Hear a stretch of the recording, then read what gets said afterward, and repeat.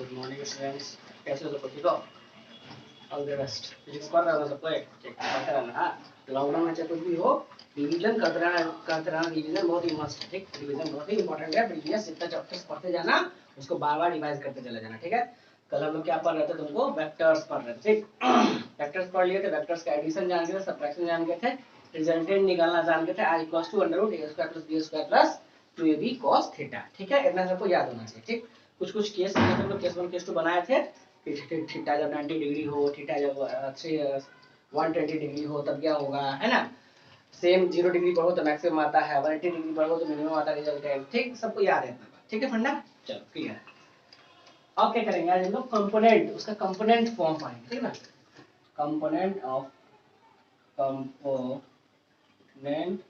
Vectors, vectors का components के बारे में पढ़ेंगे। ठीक है, यहाँ तक हम लोग ये आज इंपॉर्टेंट टॉपिक, इसको डिस्कस करेंगे। कुछ बहुत ही सिंपल है, बहुत इजी है, बहुत अच्छा भी है। ठीक है, अच्छा है और बहुत सिंपल है, और इसी से बहुत सारा चीज क्लियर भी होगा। ठीक है, अच्छा, दुनिया को हम जनरली एक्स और वाई एक्सिस में लेके चलते हैं। पूरा दुनिया, पूरा फिजिक्स में हम लोग एक तरह से एक्स एक्सिस वाई इसी में जनरली खेलते हैं। ठीक है, मान लो तुम्हारा कोई वेक्टर है ऐसे ओ पी। ठीक, ओपी वेक्टर। ठीक है, ओपी वेक्टर है। ठीक, जो कि एक्स एक्सिस से मान लो कि थीटा एंगल बना रहा है। एक्स एक्सिस से मान लो कि थीटा एंगल बना रहा है। ठीक है, तो इसका देखो, इसका असर जो है, इसका असर जो है एक एक्स में भी होगा और इसका एक इफेक्ट वाई में भी होगा। ठीक है, इसका एक इफेक्ट एक्स में भी होगा, इसका एक इफेक्ट वाई में भी होगा। ऐसे ही आप इधर ऐसे भी सोच सकते हैं, अगर मान लो कोई वेक्टर एक्स और वाई में होता तो इसका रिजल्टेंट इधर की तरफ होता। इसको मन ही मन एज ए रिजल्टेंट की तरह अगर हम सोचे, इसको रिजल्टेंट की तरह सोचे अगर, तो रिजल्टेंट कब होता है इधर? जब लगभग एक वेक्टर इधर होता है, एक वेक्टर इधर होता, तो रिजल्टेंट हम इधर मान सकते हैं। ठीक, कंपोनेंट जनरली हम एक्स वाई एक्सिस में ही तोड़ते हैं। ठीक ना, कंपोनेंट जनरली हम एक्स और वाई एक्सिस को बना करके कन्वेंशनली उसके बाद ही तोड़ते हैं। ठीक, ठीक है, हमको पता है यहाँ 90 डिग्री बना लो। ठीक है, तो ये कितना हो जाएगा? मान लो अगर ये ओपी के बराबर है, अगर ये क्या हो जाएगा? ओपी cos थीटा, और ये क्या हो जाएगा? OP sin theta. तो क्या लिखेंगे? x component of OP vector is equals to OP का मैग्नीट्यूड cos ऑफ थीटा। ठीक, y component of OP vector क्या बोलेंगे? ओपी का मैग्नीट्यूड sin थीटा। थीटा पे डिपेंड करता है थीटा कहाँ है। ठीक, थीटा यहाँ है तो ऑब्वियस बात है ये ओपी cos थीटा होगा। ठीक, और ये ऑब्वियस बात है ओपी sin थीटा ही होगा। ठीक है, तो रटना नहीं है कि x हमेशा cos वाला ही होगा, y हमेशा sin वाला ही होगा। रटना नहीं, थीटा देख करके ट्रायंगल को पहले माइंड में बना करके ये फिगर ज्योमेट्रिकल फिगर ये बना करके ट्रिग्नोमेट्री लगा करके हम तब ये लिखे। ठीक है, ये ऑब्वियस बात है। इस ट्रायंगल में तुम्हारा cos थीटा इक्वल टू तुम क्या लिखते? Base by hypotenuse. हाइपोटेनस मतलब ओपी वेक्टर का मैग्नीट्यूड। तो बेस कितना आ रहा है? ओपी वेक्टर का मैग्नीट्यूड इनटू cos थीटा। ठीक, तो ये मतलब ट्रायंगल से देख के हम ये लिख रहे हैं। ठीक, कोई नया चीज नहीं है, बस ट्रिग्नोमेट्री लगाए लिख दिए। बस एक नया टर्म खाली है कंपोनेंट, कि भैया x कंपोनेंट लिखना है तो कैसे लिखना चाहिए, y कंपोनेंट लिखना है। ठीक, ये कंपोनेंट है। ठीक है, क्लियर है? अच्छा, और x डायरेक्शन को बताने वाला कौन होता था? आई कैप। y डायरेक्शन को बताने वाला कौन होता था? जे कैप। इसमें अगर आई कैप जे कैप भी लगा ले तो और बढ़िया बन जाएगा। आई कैप यहाँ जे कैप भी लगा सकते हैं, कोई दिक्कत नहीं है। ठीक, यहाँ तक समझ में आ गया? ऐसे कंपोनेंट को ब्रेक करते हैं। ठीक, ऐसे किसी वेक्टर्स को हम लोग ब्रेक करते हैं कंपोनेंट्स में। ठीक, दुनिया 2D में था, सिर्फ 2 ही कंपोनेंट बना। दुनिया अगर 3D में होता 3 कंपोनेंट बनता, x में, y में और z में बनता। जनरली हम लोग को 2 में काम चल जाएगा। इसको नोट कर लो, कंपोनेंट्स ऑफ वेक्टर्स। ठीक है, कंपोनेंट्स ऑफ वेक्टर्स। ठीक,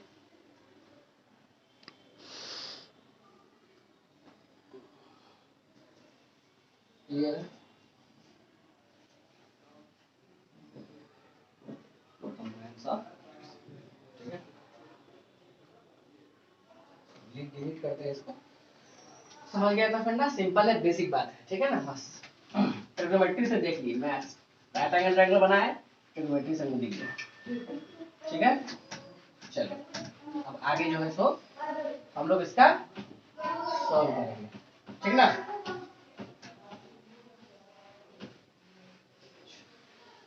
अब देखो, ठीक, यहाँ तक समझ में आ गया। अच्छा, अब मान लो हमको कोई वेलोसिटी अगर किसी का ऐसे दे देता, या कहो कहता किसी ब्लॉक पर ऐसे करके फोर्स, सॉरी मान लो कुछ भी ब्लॉक जमीन पर रखा हुआ है, इसे मान लो 10 न्यूटन का फोर्स लग रहा है, ठीक है, 37 डिग्री, ठीक। ऐसा क्वेश्चन हम लोग एलएलएम सब में करेंगे, ठीक। लेकिन समझ लो कैसे कैसे होगा, कंपोनेंट्स में कैसे फायदा उठाते हैं कि 10 न्यूटन का फोर्स इस ब्लॉक पे, मान लो ब्लॉक कुछ भी 10 किलो का था, ठीक, उस पर 37 डिग्री पर 10 न्यूटन का फोर्स लग रहा है, ठीक। तो हम लोग क्या करेंगे कि भैया पहले इसको हम लोग एक्स और वाई में तोड़ लेंगे, इस 10 न्यूटन को, ठीक है, 10 को हम लोग एक्स और वाई में तोड़ेंगे, ठीक, एक्स और वाई में तोड़ेंगे, मतलब कि ये जो तुम्हारा 10 लगा था, एक इधर इसका कंपोनेंट जो है एक इधर आएगा और एक इधर आएगा, एक इधर आएगा एक इधर आएगा, मतलब एक इधर आएगा कितना 10 cos थीटा के डायरेक्शन में सब cos कितना आएगा 10 cos 37 डिग्री, ठीक। और इधर y में सीधी इधर यानी कि 10 sin 37 डिग्री, हमें याद रखना थीटा के अलोंग cos ही रहेगा होगा, ठीक, हो गया। ये रहा यानी कि 10 sin 37, sin 37 कितना होता है 3/5, ये कितना हो गया 6, 10 यहाँ गया 10 into 4/5, 10 कितना आ गया 8, इधर 8 इधर 6, ठीक है। इसको कंपोनेंट हम लोग तोड़ लिए, मतलब इस ब्लॉक पे एक इधर फोर्स लग रहा है अगर 6 न्यूटन का और इधर लग रहा है तुमको 8 न्यूटन का, ये चीज हम लोग जान गए कंपोनेंट तोड़ कर, बात समझ गया। यही है कंपोनेंट्स का फायदा, ठीक, एग्जांपल में लिख सकते हैं, ठीक है। और धरती पे तो खड़ा ही था ये, वो अलग बात है, क्लियर बंदा। 10 न्यूटन को हम लोग एक्स और वाई में रिजॉल्व कर लिए, अब इसको सॉल्व करने में हमको आसानी होगा, तो कंपोनेंट यहाँ पे काम आएगा वेक्टर्स का, ठीक है, नोट कर लीजिए।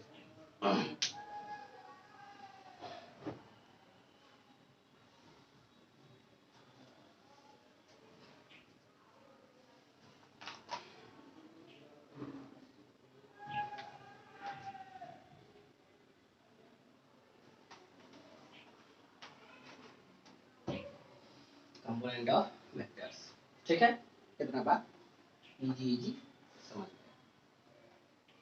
गए, ठीक, ऐसे करें, ठीक है।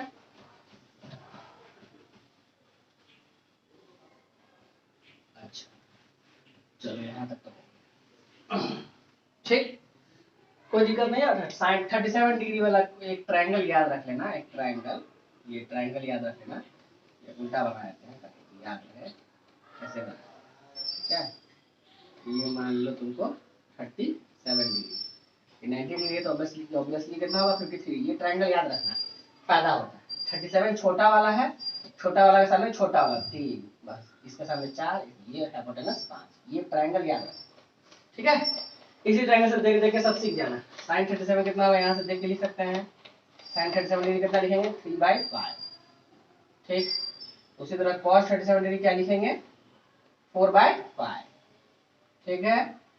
अच्छा, अब आराम से sin 53 degree, sin 53 degree, sin 53 इस एंगल के लिए ये मेरा परपेंडिकुलर है, एंगल के सामने वाला होता है परपेंडिकुलर, इस एंगल के सामने वाला है perpendicular, sin 37 perpendicular by hypotenuse को धीरे बदलने वाला है, तो 90 के सामने वाला ही हाइपोटेनस होता है, 90 डिग्री के सामने वाला ही हाइपोटेनस होता है, ठीक। cos 53 डिग्री बराबर यहाँ क्या आ जाएगा 3/, तो इसको रटने की जरूरत नहीं है कि ट्रायंगल में वैसे रहेगा तो हो जाएगा, छोटा एंगल के सामने छोटा वाला साइड रहता है, 37 के सामने 3 वाला रहता है, में से रहेगा ट्रायंगल, लिख लो cos 37 sin 37 53 डिग्री आते रहता है, ठीक, तो ये याद रहना चाहिए, मिस नहीं करना है इसको, ठीक है। तो इसे उसको नोट कर लो, फटाक से काम आते रहेगा एक बार, ठीक है।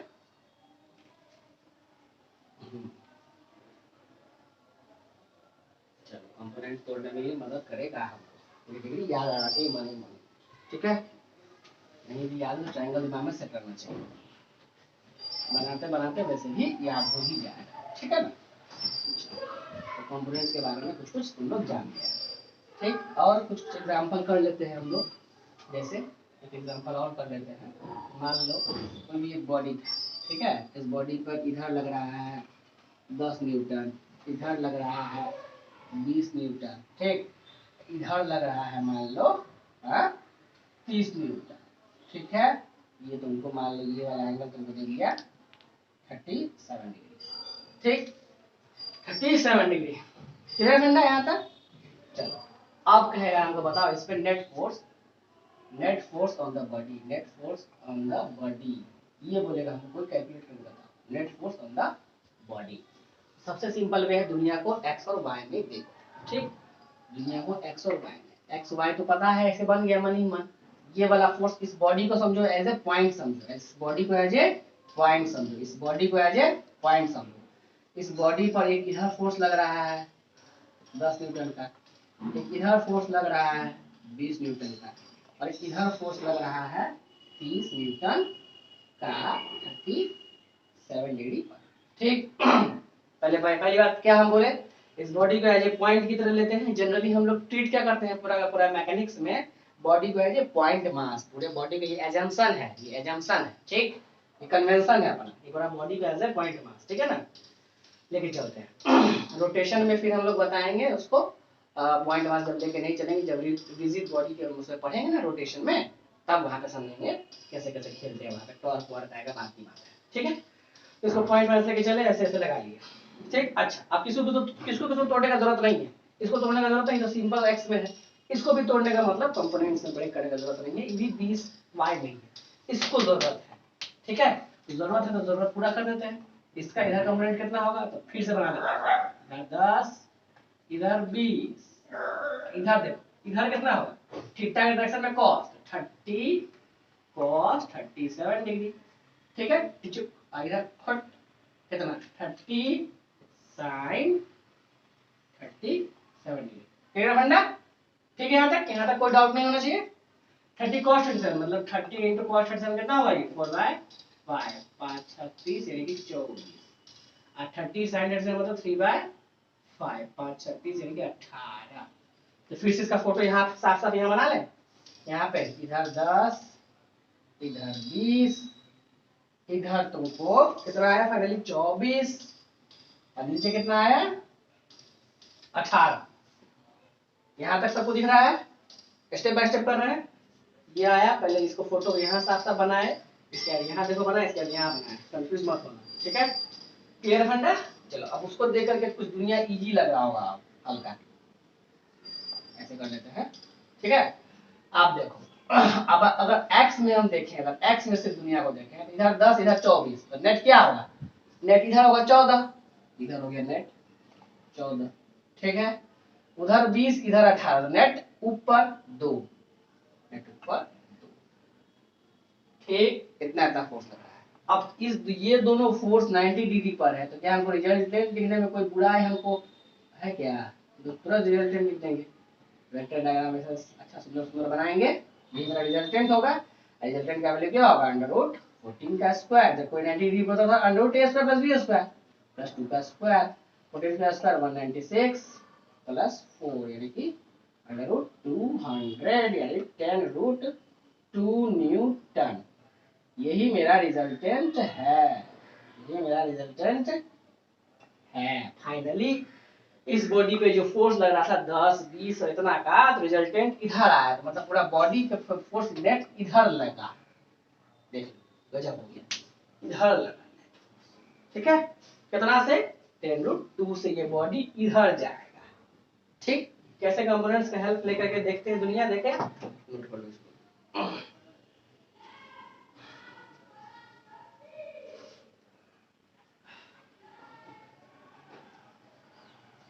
साइन 37 हो गया, ठीक, सही है, ठीक है ना। तो यहाँ तक आई होप सबको समझ में आ रहा होगा, सिंपल सिंपल ऐसे कंपोनेंट्स के साथ मदद के साथ कंपोनेंट की मदद से ऐसे ही खेलते हैं, ठीक। इजी है, कोई टफ नहीं है, देख लिया, नोट कर लो फंडा, स्टेप बाय स्टेप नोट करना। पहले ये बनाना, उसके बाद ये पहला ये डायग्राम बनाया है, उसके बाद ये बनाया है 2 नंबर पे, ये बात ये बना है, स्टेप बाय स्टेप बनाते चलो, बनाने में घबराओ नहीं। स्टेप 4 नंबर ये बना है, ठीक है, समझ गए ये क्वेश्चन। क्लियर है? चलो हो गया आप क्लियर?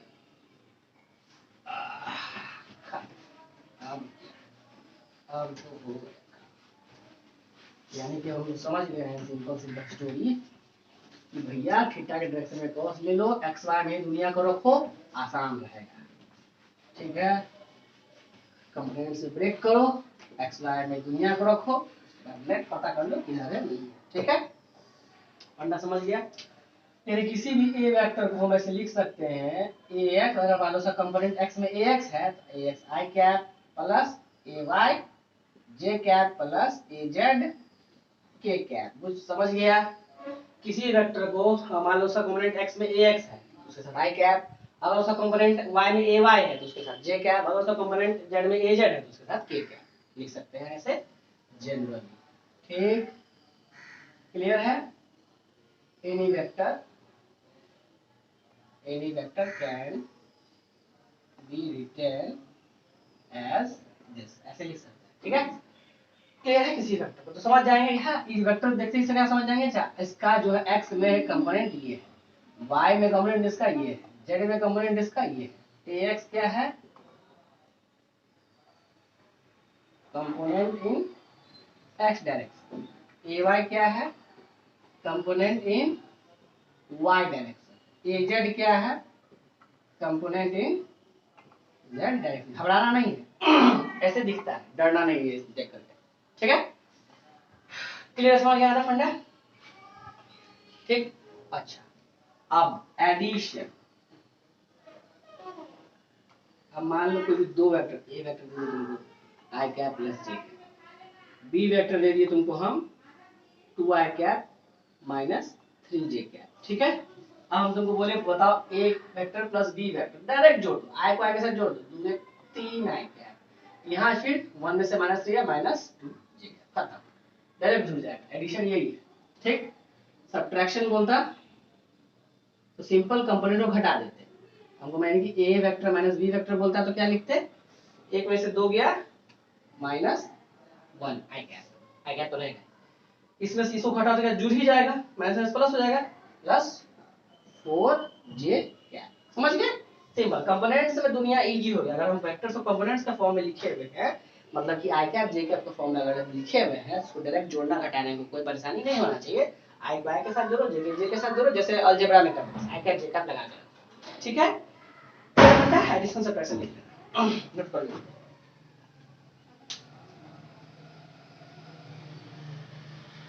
इन कंपोनेंट्स में करके तोड़ना देखो हमको इजी हो गया ना। इससे पहले वाले क्वेश्चन में हम लोग क्या किए, दुनिया में x y में ही रखे, x को x में ही जोड़ना या घटाना आसान था, y को y में ही जोड़ना या घटाना आसान था, ये टेक्निक है।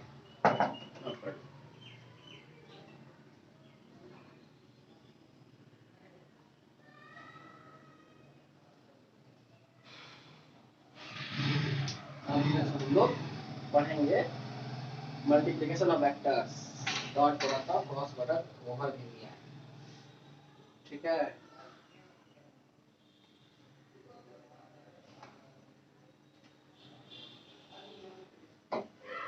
वेक्टर्स का मल्टीप्लिकेशन ऐसे ही नहीं आता जैसे नंबर को गुना करना, तो वेक्टर्स वेक्टर्स कैसे होता है नोट कर लिया ये वाला, ठीक है। अच्छा अब देखो,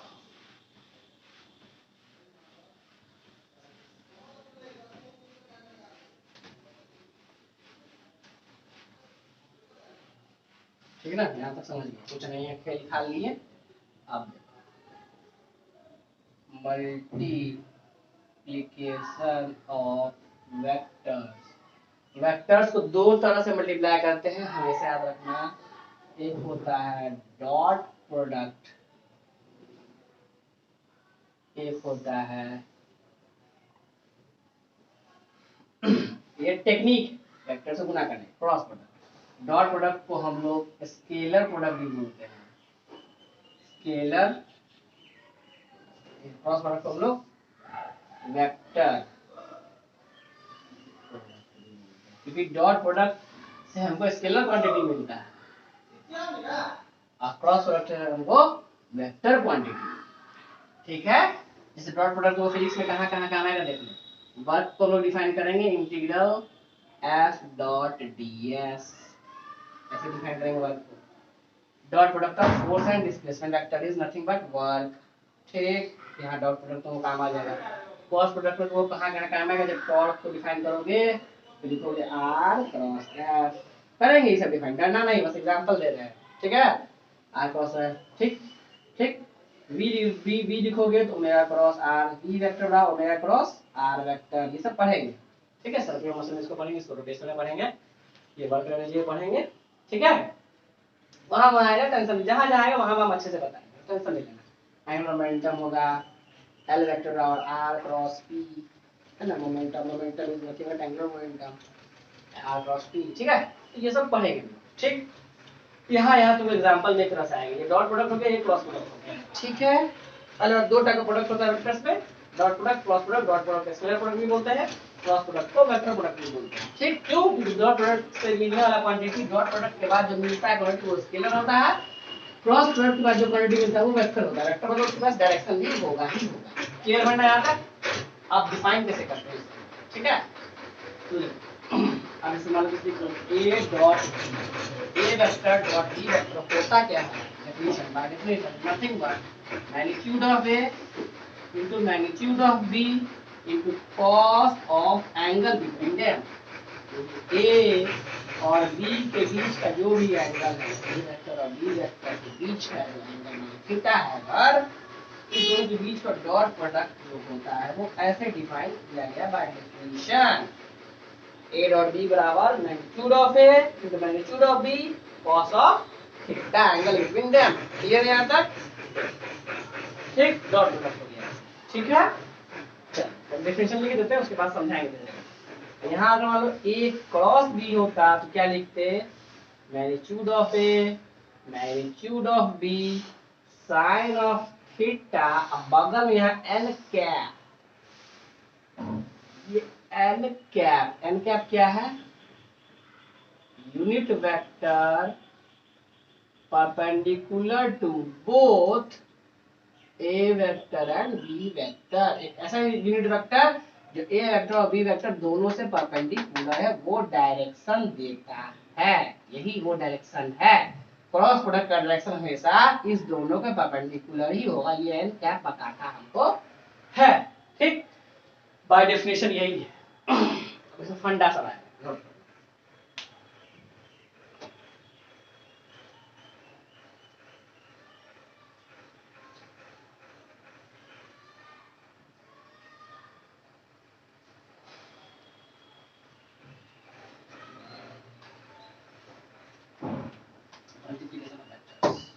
ठीक है, अपने यही चीज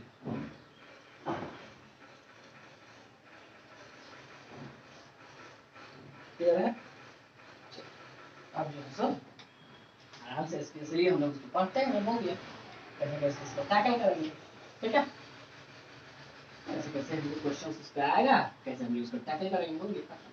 यही जान तो लेना है बस, अगर डेफिनेशन जानेंगे ये होता है, उसका तो कैसे यूज करेंगे देखेंगे। ठीक,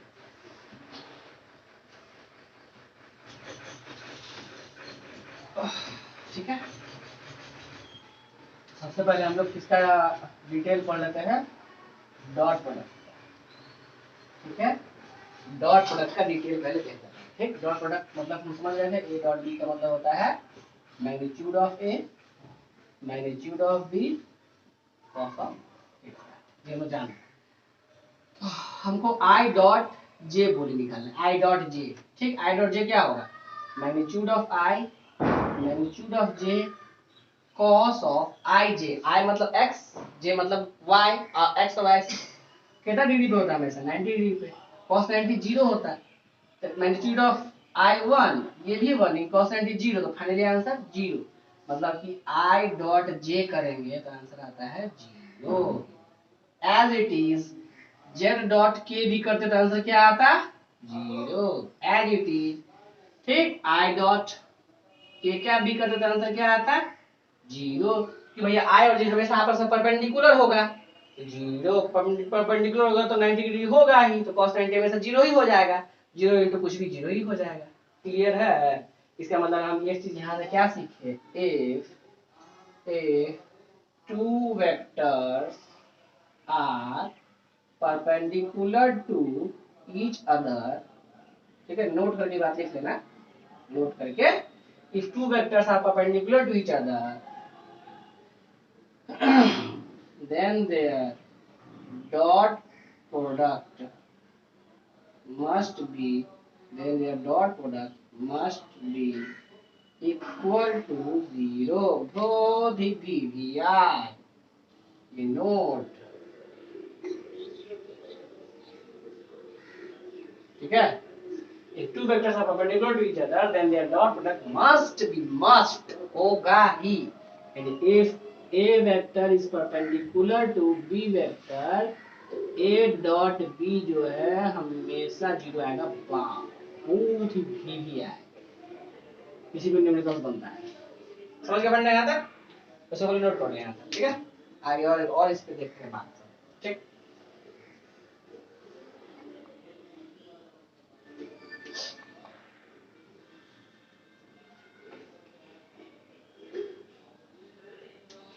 ठीक है।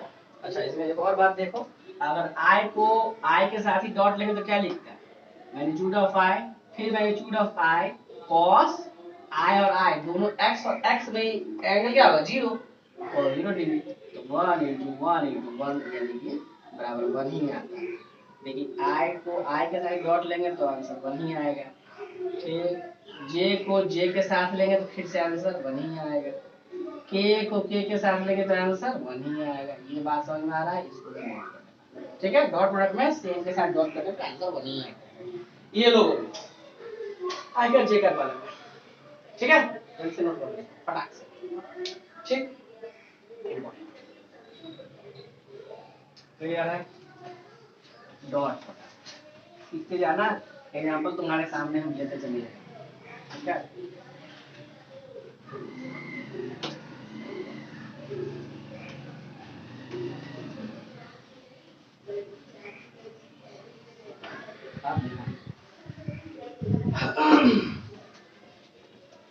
अब डायरेक्ट कैसे करेंगे, ठीक, डायरेक्ट सिखाते हैं।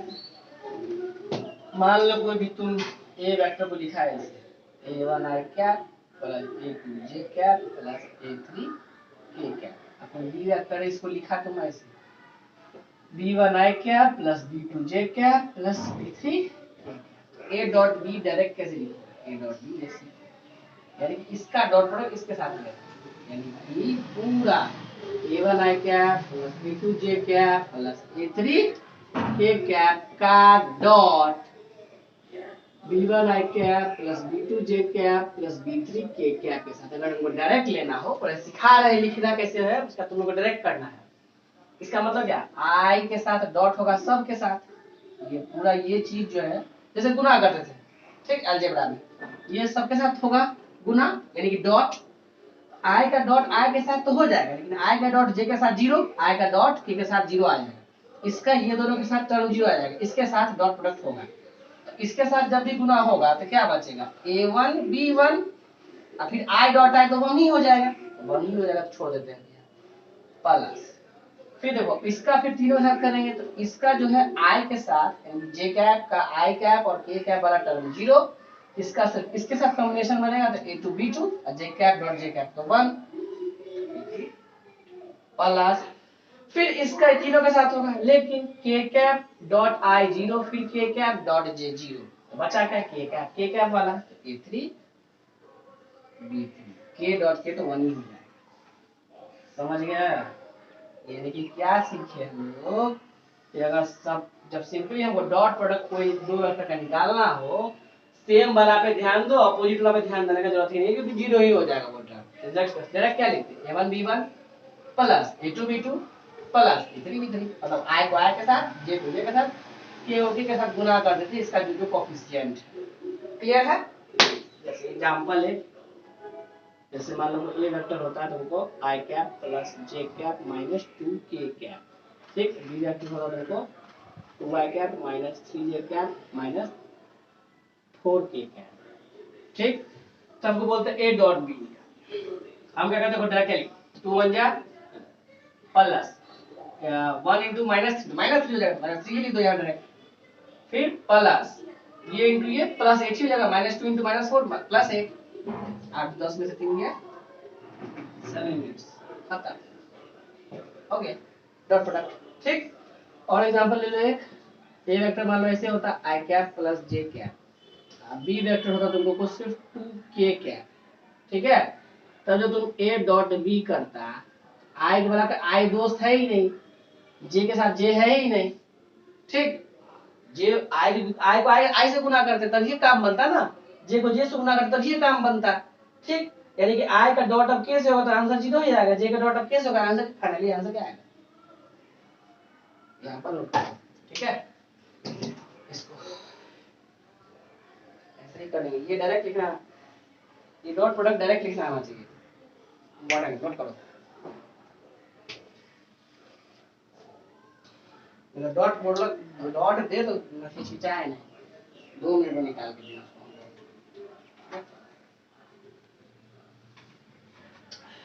डॉट वैसे भी स्केलर क्वांटिटी है, एंगल डायरेक्शन का झंझट ही नहीं। ओके नोट, ठीक है, गुड, ये इंपॉर्टेंट।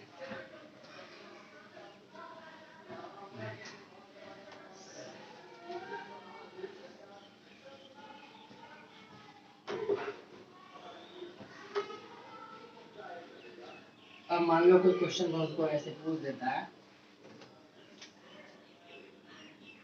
फाइंड द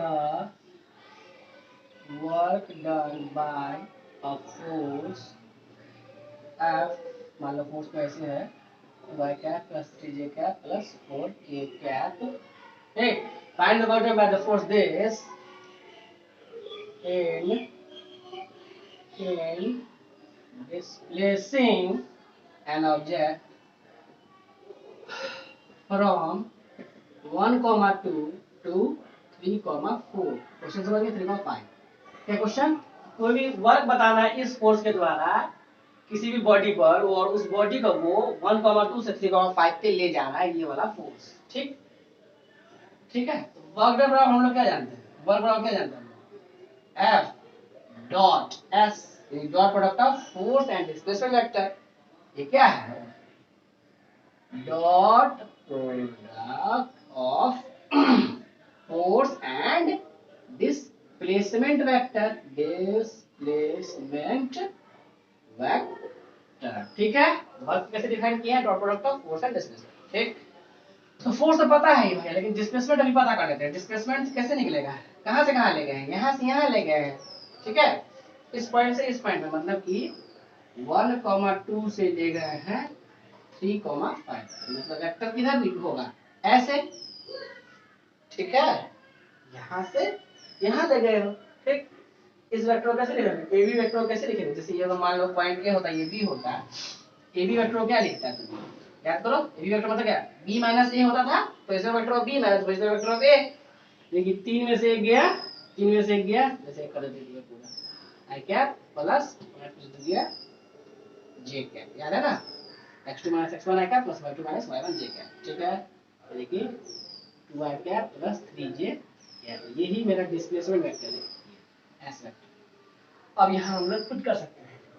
ठीक है, निकाल लेंगे, 4 से तुमको 2y cap plus 3j cap plus 4k cap, dot हो रहा है 2y cap plus 3j cap, क्या होगा जी, 2 2 जा 4 प्लस 3 3 जा 9, के तो है ही नहीं, बात नहीं करें, 9 4 13। वर्क का यूनिट क्या होता है, जूल। 13 जूल का हमको वर्क करना। सिंपल वेक्टर है क्वेश्चन, तो वेक्टर का एप्लीकेशन आ गया ना यहाँ पे वर्क निकालने में।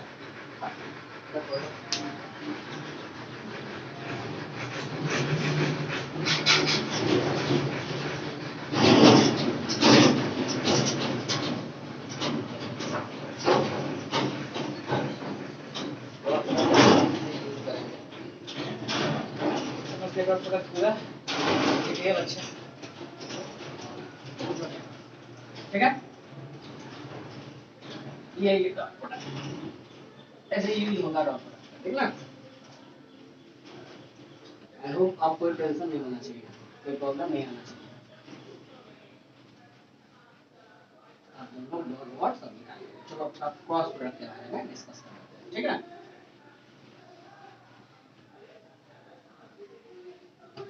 ठीक है, अच्छा कभी ऐसे पूछा था ऐसे एक और क्वेश्चन डॉट पर मुझे लो कहेगा find the value of k if a is perpendicular to b, a अगर perpendicular to b, a अगर तुमको दे दिया जैसे i cap plus j cap plus k cap और b वेक्टर दे दिया तुमको k i cap plus 2j cap minus 3k cap ऐसे दे दिया, ठीक है।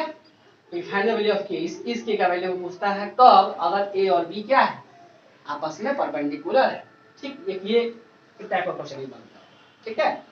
तो वो बोल देगा कि यही सिंपल, ये दोनों वेक्टर आपस में परपेंडिकुलर है तो भैया k का वैल्यू बता दो। हम जानते हैं क्या कोई भी दो वेक्टर परपेंडिकुलर होता है, इसका मतलब लिखेंगे since a vector is perpendicular to b vector implies इसका डॉट प्रोडक्ट क्या होना चाहिए, जीरो। कोई भी दो वेक्टर अगर परपेंडिकुलर है अगर, यानी कि उसका डॉट प्रोडक्ट जीरो होना चाहिए, याद रखना चाहिए। बस खत्म हो गया, यानी कि डॉट लो, ये हो गया प्लस 2 हो गया माइनस 3 हो गया बराबर 0, इम्प्लाइज k माइनस 1 बराबर 0, यानी k बराबर, ठीक है, 1 आ गया k का वैल्यू, ठीक।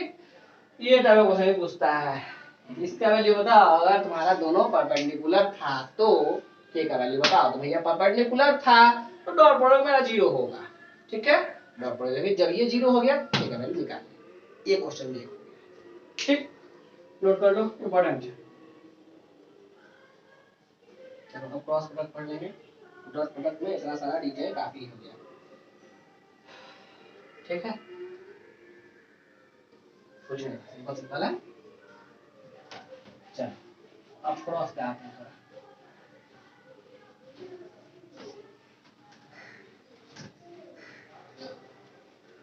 क्रॉस प्रोडक्ट भी सिंपल है, कुछ टफ नहीं है।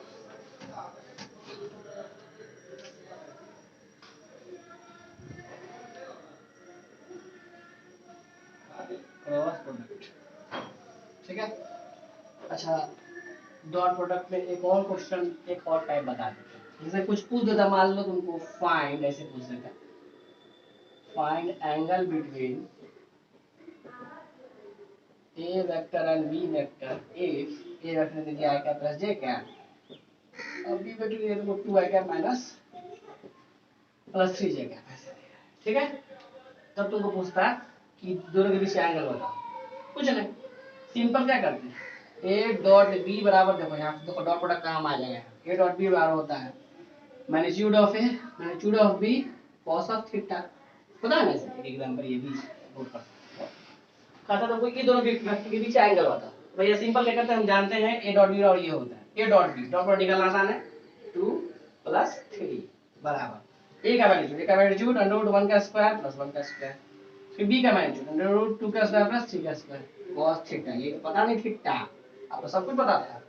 5 बराबर 2 √9 4 13 cos थीटा, तो cos थीटा कितना आ गया 5 बट्टा √26, थीटा यहाँ से क्या आ गया, लोग ऐसे लिखता है cos इनवर्स 5/√26, ये हो गया थीटा, समझ गया। ये भी एक क्वेश्चन बनता है, नोट कर। डॉट प्रोडक्ट से एंगल भी निकाल लिए, ठीक है। डॉट प्रोडक्ट से बहुत कुछ कर ले रहे हैं, अननोन क्वांटिटी पता कर ले रहे हैं, ठीक, और भी निकाल ले रहे हैं, परपेंडिकुलर था तो भी फंडा पता चल जा रहा है, एंगल भी निकाल ले रहे हैं, सब कुछ हो जा रहा है डॉट प्रोडक्ट, कट नोट कर लो इसको। मतलब कि सिंपली अगर हमको दो वेक्टर दिया हुआ था तो उसके बीच का एंगल हम निकाल लेंगे डॉट प्रोडक्ट की मदद से, भी देखो कितना इजी है। ये क्वेश्चन फायदा उठा लिए, फायदा उठाना ही आना चाहिए फिजिक्स में, ठीक है। सिंपल था, कोई टेंशन नहीं, ये भी एक हो गया टाइप, ठीक। Okay, now we are going to study cross product. Cross product में तो ध्यान से समझना है खाली, बस अब कोई टफ चीज नहीं है, क्रॉस, सबसे पहला बात इस मान लो ए वेक्टर इधर बी, जे दोनों के बीच का एंगल थीटा है, तो ए क्रॉस बी बराबर हम लोग जानते हैं magnitude of A magnitude of B sine of theta N cap. ये एन कैप पता कर लेते हैं पहले। एन कैप हमेशा किधर होगा, ध्यान दो। सबसे पहले ए और बी के बीच के जो छोटी एंगल है वो निकाल लो, ठीक। ये वाला एंगल नहीं लेके छोटी एंगल लेना, ठीक है। और ए क्रॉस बी मतलब ए क्रॉस बी, हमेशा हाथ को राइट हैंड को, ठीक है ना, ठीक है ना, राइट हैंड को रखे हैं, ए की दिशा में ऐसे ले गए पाम, अब बी की तरफ उंगली को ऐसे पूरा फिंगर्स को ऐसे कर्ल कीजिए, ठीक। ए क्रॉस बी, तो जिधर मेरा अंगूठा दिखा रहा है डायरेक्शन, वही क्या होगा डायरेक्शन किसका, तुम्हारा ए क्रॉस बी का। यही एन कैप का डायरेक्शन है, बाहर की, मतलब अभी यहाँ बाहर का मतलब ऐसे बुनकी मार देंगे, ठीक, तीन की तरफ, ठीक है। ए क्रॉस बी, ठीक। अगर उल्टा होता मान लो ऐसे होता, इधर होता ए, इधर होता सब किधर होता, ए क्रॉस बी, ए क्रॉस बी, देखो ए क्रॉस बी, ए क्रॉस बी की तरफ, बस बी की तरफ खाली इस उंगली को ले जाना है, कुछ करना नहीं, बी की तरफ चला, ए क्रॉस बी, अब उठा अंदर, ठीक, डायरेक्शन अंदर इनवर्ड, इसका मतलब समझना इनवर्ड, इसका मतलब आउटवर्ड, डायरेक्शन इंपॉर्टेंट है क्रॉस में, ठीक, इनवर्ड आउटवर्ड, ठीक, इनवर्ड आउटवर्ड, बात समझ यहाँ तक, ठीक है ना। ये डायरेक्शन मेन है क्रॉस प्रोडक्ट, ठीक है, क्लियर। पहले इसको नोट करो, तो सर इसको नोट करो जल्दी, डायरेक्शन इंपॉर्टेंट है।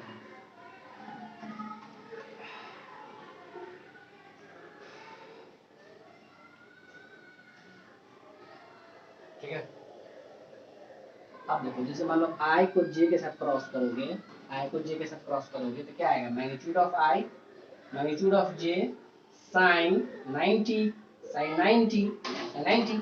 अच्छा आई और J X cross Y axis करोगे, जैसे ही एक्स आई वाई एक्सिस, ये एक्सिस की Y axis, X cross Y बाहर आएगा, बाहर बचेगा के, जेड डायरेक्शन मतलब के कैप, तो जो यूनिट वेक्टर होगा वो किधर आएगा, ये कैप है ना, जेड में आ रहा है ना, आई क्रॉस वाई जेड में आ रहा है, के कैप, 1 × 1 × 1 यहाँ के कैप, तो आई क्रॉस जे क्या आ गया, के कैप। सिमिलरली जे क्रॉस के क्या आएगा, आई कैप। सिमिलरली के क्रॉस आई क्या आएगा, जे कैप। याद रखना इस चीज को, इंपॉर्टेंट है, ठीक है। तो याद रखना, ट्रिक बता देते हैं अभी, जस्ट पहले इसको नोट कर लिया, हाथ में नोट कर लो बैठ, ठीक है।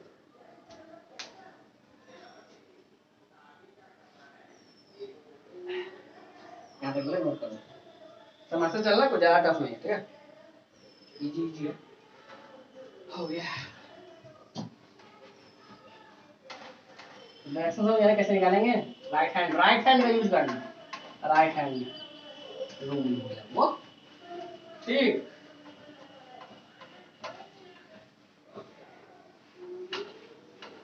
इसको कैसे याद रखोगे, एक सर्कल बना के कैसे क्लॉकवाइज चलना है, यहाँ मान लो आई है, ठीक है, ये जे कैप है, ये के कैप, ठीक। आई क्रॉस जे के, आई क्रॉस जे बराबर के कैप, आई क्रॉस जे बराबर के कैप, जे क्रॉस के आई कैप, क्लॉकवाइज चलना। याद करने का तरीका है, ठीक, के क्रॉस आई तो जे मिलेगा, यही लिखे थे ना भाई, के क्रॉस आई तो जे कैप मिलेगा, ठीक। क्लॉकवाइज चलना, याद रखना क्लॉकवाइज, ठीक है। ट्रिक ट्रिक हो गया ये, याद करना, ट्रिक है याद, ठीक है।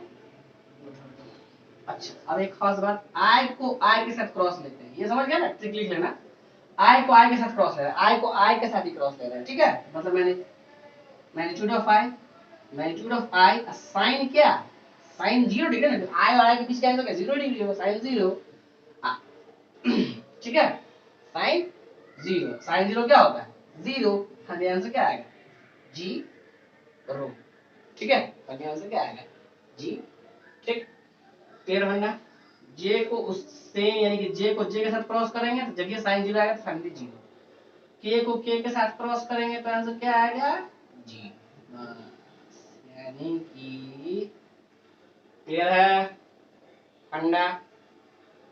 ठीक, यानी कि अगर इफ किसी भी इफ ए वेक्टर और is parallel to B vector, अगर दोनों आपस में पैरेलल है, ए और बी वेक्टर आपस में पैरेलल है, उसका क्रॉस प्रोडक्ट हमेशा क्या आएगा? जीरो ही आएगा over we I note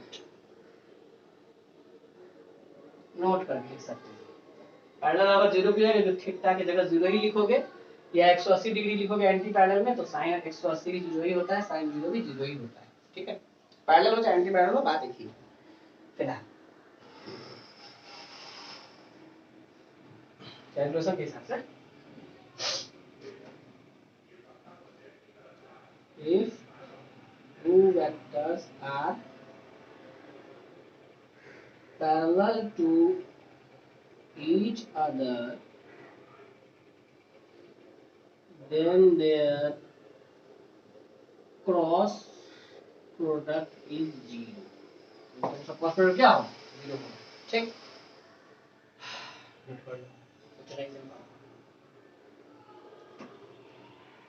clear है? ओवर भी आई हो गया वो, ठीक है ना? ये इंपॉर्टेंट है, बहुत ज्यादा इंपॉर्टेंट। क्लियर? और जैसे डॉट प्रोडक्ट में सीखे थे कैसे डायरेक्ट डॉट निकाल देते हैं, किसी वेक्टर बड़ा वाला वेक्टर दिया रहेगा तो उसका तो यहाँ भी सीख लेंगे। ठीक है, इसमें एक मैथमेटिक्स का टर्म है डिटरमिनेंट, ठीक, उसकी मदद से सीख लेते हैं कैसे होता है। कुछ नहीं है, देखो इजी है, टफ नहीं है। पहले बोल दिया टफ लेके चलोगे तो टफ लगेगा दुनिया, इजी लेके चलोगे तो इजी रहेगा दुनिया। ठीक है, तो रिकॉर्डिंग हो रहा है। हाँ, ठीक, मान लो कोई ये वेक्टर तुम्हारा ऐसे है, ठीक है, A1 है, लेकिन जो A1 I cap plus A2 J cap plus A3 K cap, ये B वेक्टर को ऐसे B1 I cap plus B2 J cap plus B3 K cap. ठीक है, हमको बोला हमको A क्रॉस B बताओ, तो भैया सब क्रॉस करने में तो हमको B में एक हो जाएगा कि I क्रॉस I तो जीरो बनेगा, I क्रॉस J K फिर I क्रॉस K, उतना लंबा चौड़ा नहीं करते तो शॉर्टकट क्या होता है I J K, मतलब ऐसे लिखते हैं I J K I cap J cap J cap, फिर उसका कोएफिशिएंट लिखना शुरू करते हैं A1 A2, इसका कोएफिशिएंट A3, इसमें इसका B1 इसका B2 इसका B3, इसको एक डिटरमिनेंट में घेर देते हैं। दो पैरेलल लाइन से बना दी, इसको बोलते हैं डिटरमिनेंट। क्या बोलते हैं इसको? डिटरमिनेंट। मैथमेटिक्स का फंडा है बट कोई बात नहीं, सिखा देते हैं डिटरमिनेंट। एक रिप्रेजेंटेशन, ठीक, ये बस एक रिप्रेजेंट करने का तरीका है। इसका मतलब क्या होता है? इसका मतलब कैसे सीखो कि इसको पकड़े ऐसे जाता प्लस माइनस प्लस, ठीक, इसको पकड़े आई कैप को पकड़े हैं, आई कैप को जिसको पकड़े हैं उसको पूरा, इसको बोलते हैं रो, इसको बोलते हैं कॉलम, इसको बोलते हैं रो, इसको बोलते हैं कॉलम, हॉरिजॉन्टल वाला को बोलते हैं रो, वर्टिकल वाला को बोलते हैं कॉलम। ठीक, जिसको पकड़े हैं उसका रो कॉलम को ढक दो तो क्या बचा हुआ दिख रहा है। ठीक है, तो इसको देखो, इसको छुपा दिए तो बाद देखो क्या बचा, A2 B3 minus B2 A3, ऐसे करते हैं, दिस बना दिस माइनस दिस बना this, A2 B3 minus B2 A3। ठीक है, समझ गया फंडा? ठीक है, फिर माइनस जे कैप लिखेंगे, माइनस जे कैप, फिर इंटू, और इसको जे कैप को लिए तो इसके कॉलम और रो को ढक देंगे। देखो क्या बच रहा है, A1 B3 minus B1 A2, ठीक, A1 B3 minus B1 A2, ऐसे ही। इसका मतलब ये हुआ कि जो डिटरमिनेंट हम लिखे ना, इस उतना लंबा चौड़ा गुना को ही शॉर्टकट में डिटरमिनेंट बना के लिखे। ठीक है, इस पूरा गुना को ही हम लोग डिटरमिनेंट के फॉर्म में खूबसूरती से लिख दिए थे, बस यही पढ़ना, कुछ नहीं। माइनस जे कैप हो गया, इसको ढके देखो A1 B3 minus B1 A3, ठीक, फिर प्लस के कैप, प्लस के कैप फाइनल लिख रहे हैं, के कैप, इसको ढकोगे, इसका रो कॉलम को क्या बचा देखो A1 B2 minus B1 A2, ठीक, A1 B2 minus B1 A, लिखाना सिखाया, यही हमको मिल गया A क्रॉस B। देखो ना क्रॉस में सब I J कैप के कैप आ गया ना, मतलब वेक्टर ही मिलेगा, क्रॉस पर निकालेगा तो वेक्टर ही मिलेगा। ऐसे ही करेंगे, एग्जांपल लेते हैं अभी, इसको नोट करते हैं, लास्ट में खत्म है। ठीक है, चलो फटाफट जल्दी जल्दी करो।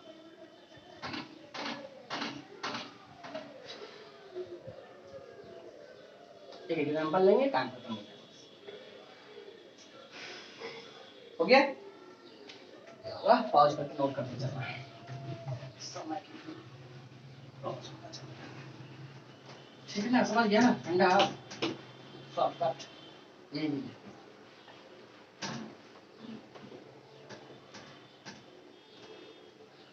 स्मॉल एग्जांपल में तो मुझे देखो ए वेक्टर ऐसे आई कैप प्लस जे कैप, डी वेक्टर दे देता वाई कैप माइनस जे कैप प्लस के कैप, ठीक ऐसे दे देता। ठीक है, बोलता है ए क्रॉस बी निकालता, मतलब कोई बात नहीं भैया, हो जाएगा। लिखेंगे आई जे के 1 1, इस के का कोएफिशिएंट दे देते हैं, 0 लिखना पड़ेगा हमको। फिर देखो 2 -1, ठीक है, यहाँ तक शुरू हो जाते हैं। देखो आई कैप उठाए, इसको छुपाया, क्या बचा 3 × 1 माइनस दिस इंटू दिस, 0 हो जाएगा। माइनस जे कैप इंटू इसको छुपाए 3 × 1 3 माइनस 2 × 0, बहुत अच्छा 0 हो जाएगा। प्लस के कैप, ये उठाए तो इस दोनों को ढके होंगे। ठीक है, दिस इंटू दिस यानी -1 माइनस 2 × 1 2, खत्म हो गया। क्या बचा 3 आई कैप माइनस 3 जे कैप, या वही माइनस 3 के कैप। वाह, कितना खूबसूरत आ गया ये क्रॉस बी। ठीक है, खत्म, ये क्रॉस बी।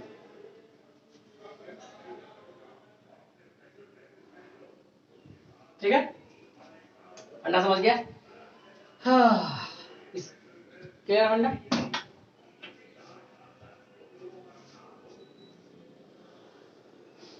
तो यानी कि ये डॉट अक्रॉस, ठीक, क्रॉस प्रोडक्ट तुमको आ जाएगा जब डॉट निकाल रहे होगे, ठीक है ना, ये एंगुलर मोमेंटम निकाल रहे होगे, तब उस समय क्रॉस काम आ जाएगा।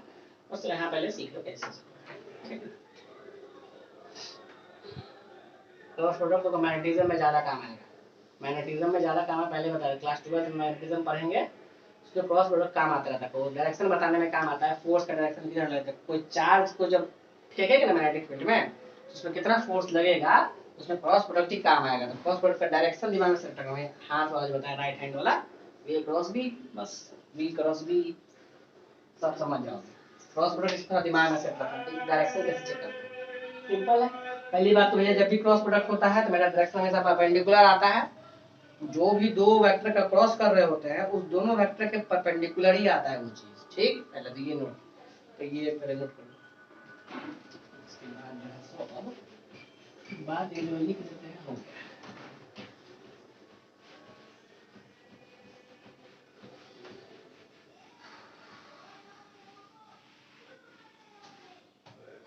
ठीक है, इधर डॉट प्रोडक्ट, इधर